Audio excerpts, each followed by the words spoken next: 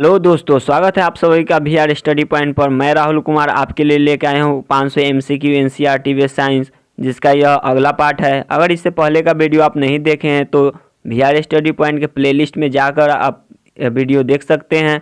Video को अंत तक देखिएगा। चलते हैं अपने पहले प्रश्न पर।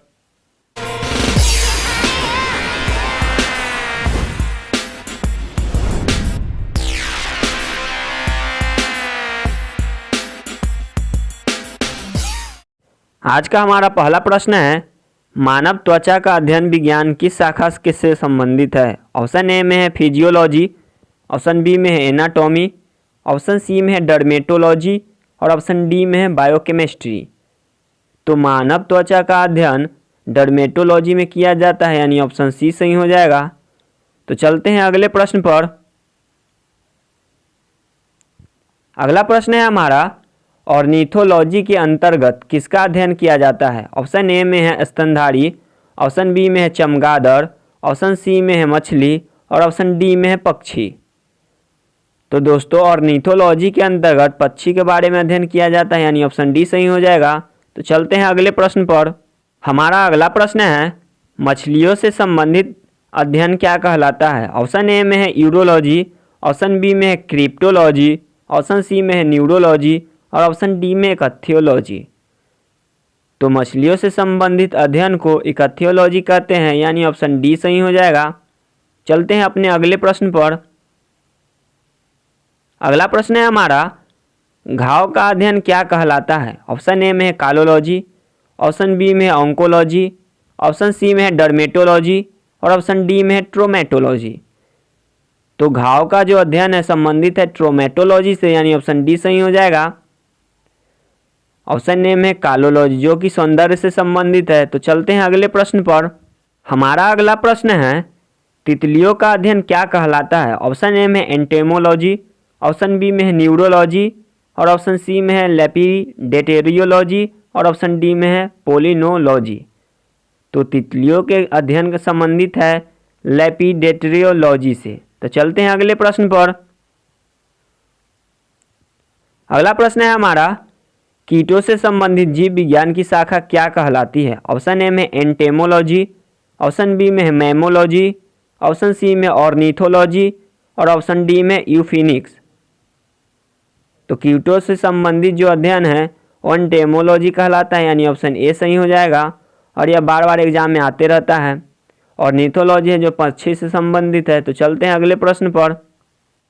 अगला प्रश्न है हमारा, मनुष्य के वातावरण को सुधारने से नस्ल सुधारना क्या कहलाता है? ऑप्शन ए में यूजेनिक्स, ऑप्शन बी में यूथेनिक्स, ऑप्शन सी में है जीवाश्म विज्ञान और ऑप्शन डी में है उद्विकास। तो मनुष्य के वातावरण को सुधारने से नस्ल सुधारना यूथेनिक्स में किया जाता है, यानी ऑप्शन बी सही हो जाएगा। जीवाश्म विज्ञान में हम जीवाश्म के बारे में जानते हैं। तो चलते हैं अगले प्रश्न पर। अगला प्रश्न है हमारा, मोलस्का समुदाय के जंतुओं के कवच का अध्ययन क्या कहलाता है? ऑप्शन ए में है इकोलॉजी, ऑप्शन बी में है कॉन्कोलॉजी, ऑप्शन सी में है पेडोलॉजी और ऑप्शन डी में है इनमें से कोई नहीं। तो मोलस्का समुदाय के जंतुओं के कवच का अध्ययन कॉन्कोलॉजी में किया जाता है, यानी ऑप्शन बी सही हो जाएगा। और ऑप्शन सी में पेडोलॉजी, इसमें हम मृदा के बारे में अध्ययन करते हैं। तो चलते हैं अगले प्रश्न पर। हमारा अगला प्रश्न है, रेशम पालन का अध्ययन क्या कहलाता है? ऑप्शन ए में है एग्रीकल्चर, ऑप्शन बी में है एपीकल्चर, ऑप्शन सी में है सेरीकल्चर और ऑप्शन डी में है पीसीकल्चर। तो रेशम पालन का अध्ययन सेरीकल्चर में किया जाता है, यानी ऑप्शन सी सही हो जाएगा। एपीकल्चर में मधुमक्खियों के बारे में अध्ययन किया जाता है। चलते हैं अगले प्रश्न पर।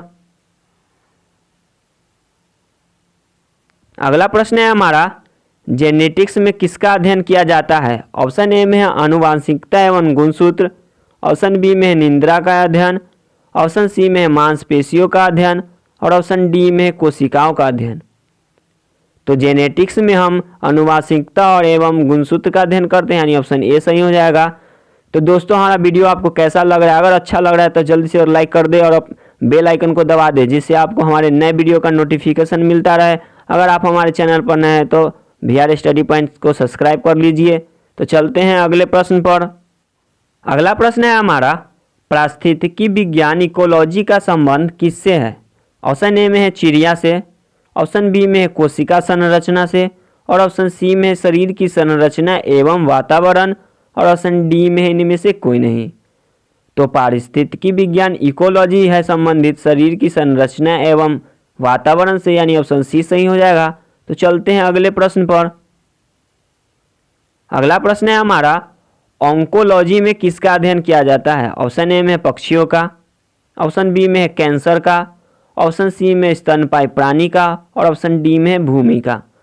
तो ऑन्कोलॉजी है जो कैंसर से संबंधित है, यानी ऑप्शन बी सही हो जाएगा। ऑर्निथोलॉजी में हम पक्षियों के बारे में अध्ययन करते हैं, और पेडोलॉजी में भूमि के बारे में अध्ययन करते हैं। तो चलते हैं अगले प्रश्न पर। अगला प्रश्न है हमारा, जीवों के संक्रमण के विरुद्ध प्रतिरोध का अध्ययन क्या कहलाता है? ऑप्शन ए में है हीमोलॉजी, ऑप्शन बी में है इम्यूनोलॉजी, ऑप्शन सी में है माइक्रोबायोलॉजी, और ऑप्शन डी में है पैथोलॉजी। तो जीवों के संक्रमण के विरुद्ध प्रतिरोध का अध्ययन कहलाता है इम्यूनोलॉजी, यानी ऑप्शन बी सही हो जाएगा। तो चलते हैं अगले प्रश्न पर। अगला प्रश्न है हमारा, निम्नलिखित में से कौन जीव निम्नीकरणीय है? ऑप्शन ए में है कागज, ऑप्शन बी में है डीडीटी, ऑप्शन सी में है एल्यूमिनियम, और ऑप्शन डी में है प्लास्टिक। तो जैव निम्नीकरणीय है, ऑप्शन ए सही हो जाएगा कागज। तो चलते हैं अगले प्रश्न पर। हमारा अगला प्रश्न है, वायरोलॉजी किससे संबंधित है? ऑप्शन ए में है कवक, ऑप्शन बी में है शैवाल, ऑप्शन सी में है जीवाणु, और ऑप्शन डी में है विषाणु। तो वायरोलॉजी संबंधित है विषाणु से, यानी ऑप्शन डी सही हो जाएगा। माइकोलॉजी में हम कवक के बारे में अध्ययन करते हैं, और फाइकोलॉजी में शैवाल के बारे में जानकारी प्राप्त करते हैं। तो चलते हैं अगले प्रश्न पर।